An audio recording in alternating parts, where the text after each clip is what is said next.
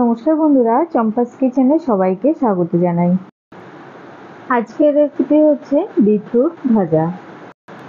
নিরামিষ দিনে খুব সহজে এই রান্নাটা আমি কি করে করি, চলো তার রেসিপিটা চটপট দেখে নেওয়া যাক।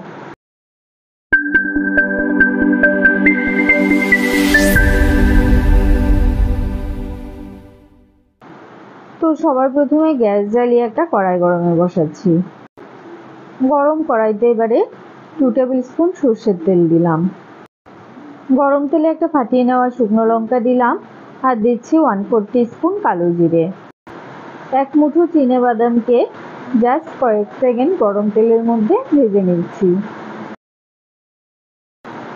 বাদাম ভাজা হয়ে গেছে, এবারে এর মধ্যে ঝিরিঝিরি করে কুচিয়ে রাখা বিটরুট দিচ্ছি।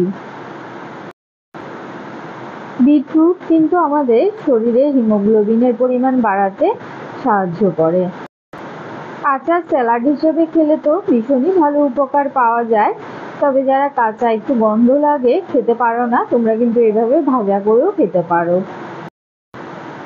তেলের মধ্যে ভালো করে নাড়াচাড়া করে নিয়েছি। এবারে এতে দিচ্ছি 1/2 টিস্পুন নুন আর 1/4 টিস্পুন হলুদ গুঁড়ো। আমাদের চ্যানেল চম্পাস কিচেনের রেসিপিগুলো যদি তোমাদের ভালো লাগে তাহলে অবশ্যই চ্যানেলটাকে সাবস্ক্রাইব করে নেবে এবং পাশে থাকা বেল আইকনটাকে প্রেস করে দেবে। এতে করে যখনই আমি নতুন ভিডিও আপলোড করব সাথে সাথে এই নোটিফিকেশন তোমাদের কাছে পৌঁছে যাবে। গ্যাসের আঁচটা লোতে করে 5 মিনিটের জন্য এটাকে ঢেকে দিচ্ছি।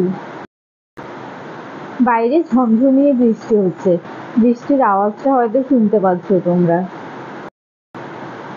এবারে এতে দিয়ে দিচ্ছি 1/2 টিস্পুন চিনি আর দেবো 2টো চেরা কাঁচা লঙ্কা। যেহেতু বিটরুটের একটা নিজস্ব মিষ্টতা রয়েছে, তো তোমরা যদি কেউ চিনি দিতে অপছন্দ করো সেক্ষেত্রে না দিলেও চলবে। সবকিছু ভালো করে মিশিয়ে গ্যাসের আঁচ স্লোতে রেখে আরো 5-6 মিনিটের জন্য ঢেকে দিচ্ছি।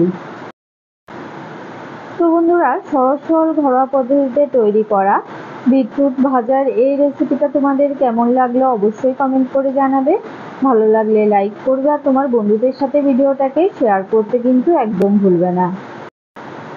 বিট থেকে যে হালকা জল বেরিয়েছে সেটাও সম্পূর্ণ শুকিয়ে গেছে আর বিটটাও বেশ ভালোভাবে ভাজা হয়ে গেছে। এই সময় গ্যাসের আঁচটা অফ করে দিচ্ছি।